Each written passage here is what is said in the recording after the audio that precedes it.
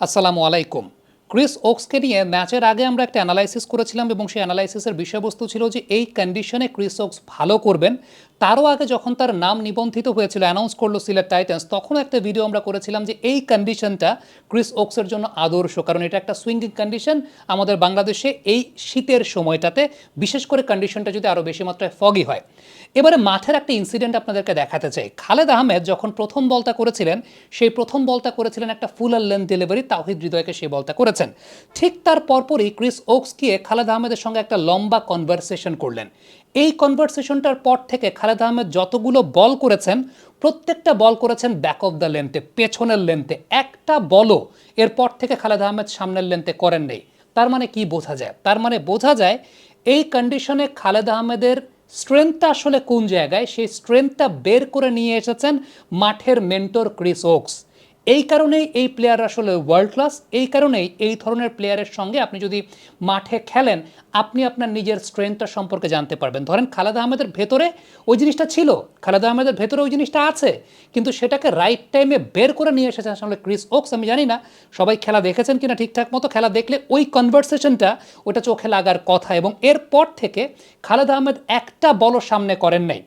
দ্বিতীয়ত আরেকটা বিষয় বলবো, সেটা হচ্ছে তাওহিদ হৃদয় গেল কয়েকদিন ধরে ওপেনিংয়ে নামার পর থেকে একটা কমন প্যাটার্ন তিনি অবলম্বন করছেন। সেটা হচ্ছে ইনিশিয়ালি পেসারের বল ডাউন দ্য ট্র্যাক এগিয়ে এসে শট নেগোশিয়েট করছেন, এবং ইনিশিয়ালি ডাউন দ্য ট্র্যাক এগিয়ে এসে শট নেগোশিয়েট করছেন মানে তিনি ধরতে পারছেন যে ইনিশিয়ালি আসলে বোলার কী করবে, বোলার তো একটু সামনেই বল করবে, so let's go down the track. Chris Woakes এই ব্যাপারটা তাওহিদ হৃদয়ের আগে থেকে অ্যানালাইসিস করেছেন, এবং অ্যানালাইসিস করেছেন দেখেই খেয়াল করে দেখবেন প্রথম বল যেটা তাওহিদ এগিয়েছেন, ক্রিস ওকস লেন্থটাকে পেছনে নিয়েছেন, সুইংটা করে গেছে। এবং সত্যি কথা বলতে এই কন্ডিশনটা, এরকম ফগি কন্ডিশনে ক্রিস ওকস একদম শোয়ায় ফেলবেন, এরকম শোয়ায় ফেলবেন সেটা আগে থেকেই জান। আপনি যদি 2019 বিশ্বকাপের সেমিফাইনালটা চিন্তা করেন, এই টাইপের কন্ডিশনেই ক্রিস ওকস কিন্তু আলটিমেটলি একদম অস্ট্রেলিয়াকে শোয়াই ফেলছিলেন। কাইল মায়ার্স যখন ব্যাটিং করতে এসেছেন, জাস্ট একটা পার্টিকুলার জায়গায় বল পিচ করে কিভাবে বল বের করতে হয়, sharp outswing for the left hander, আবার একই জায়গায় পিচ করে কিভাবে বল ভেতরে ঢুকাতে হয়, this is world class, this is really world class. তার চাইতেও বেশি আমি ওয়ার্ল্ড ক্লাস বলবো এই জায়গাটাতে, সেটা হচ্ছে খালেদ আহমেদ উইকেট পেয়েছেন, আমরা সবাই দেখছি, তার প্রশংসা করছি, কিন্তু এই খালেদ আহমেদই প্রথম বলটা করেছিলেন ফুল লেন্থে, যেটা এই টাইপের উইকেটের জন্য আদর্শ লেন্থ না। আফটার দ্য কনভারসেশনটার পর খুব চমৎকার একটা বিষয়, বাকি যে 23টা বল খালেদ করেছেন, এই 23টা বলের একটা বলও খালেদ আহমেদ সামনে বল পিচ করার নেই। So this is the thing, যে বের করে নিয়ে আসার জায়গাটা। দ্বিতীয়ত ব্যাটিংয়ের সময়কার একটা কথা বলি, সেটা হচ্ছে মোস্তাফিজুর রহমানের যেই বলটা ক্রিস ওকস লেট কাট করেছেন, বাংলাদেশের যে কোনো ব্যাটসম্যান হলে ওই সময়টায় মোস্তাফিজুর ওই বলটা ঘোরাতে গিয়ে লেগ সাইডে টপ এজ হয়ে ধরা খেতেন। ক্রিস ওকস হি ওয়েটেড, তিনি ওয়েট করেছেন, 2 নিয়েছেন, মোস্তাফিজুর ওভার পার করেছেন।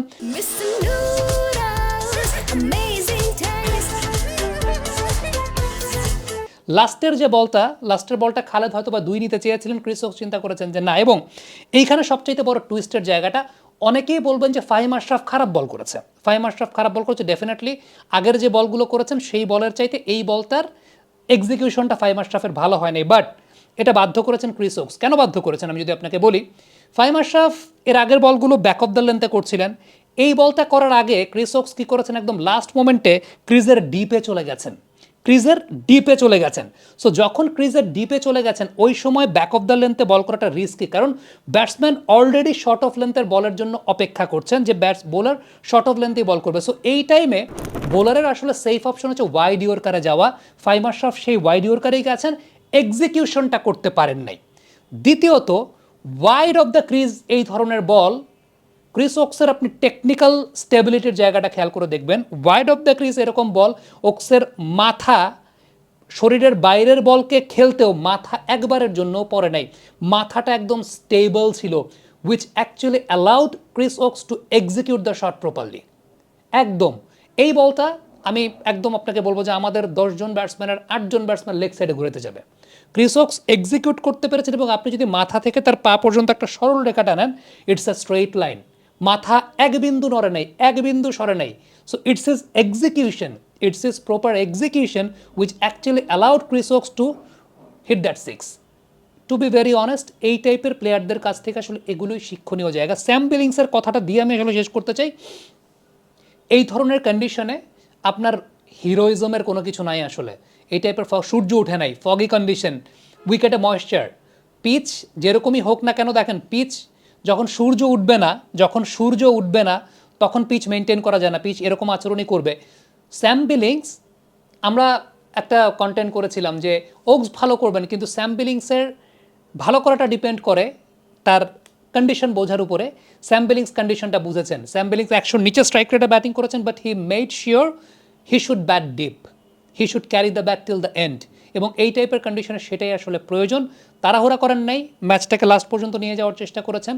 এই জায়গাটা আপনি একদম ফুল ক্রেডিটটা স্যাম বিলিংসকে দিতে হবে। এবং আমি আসলে অবাক হয়েছি, কারণ আমার কাছে মনে হয় যে স্যাম বিলিংসের যে স্বভাবজাত batting, across the line batting করা, এই অ্যাক্রস দ্য লাইন ব্যাটিং করতে গেলে এই টাইপের কন্ডিশনে 5 বলও স্যাম বিলিংস টিকতে পারতেন না। But this is the feature of a world class cricketer, যে কোনো কন্ডিশনে মানিয়ে নিতে পারে। এবং এটা আমাদের দেশের ইয়াং ক্রিকেটারদের জন্য, যারা আসলে শুধুমাত্র নিজেদের ন্যাচারাল গেমটাই কন্ডিশন বিবেচনা করে না বা কন্ডিশন অনুযায়ী ক্রিকেটটা খেলে না, তাদের জন্য একটা অনেক বড় শিক্ষণীয় জায়গা। দর্শক, কমেন্ট বক্সে আপনাদের মন্তব্য মতামত জানতে চাই, লিখে পাঠাবেন।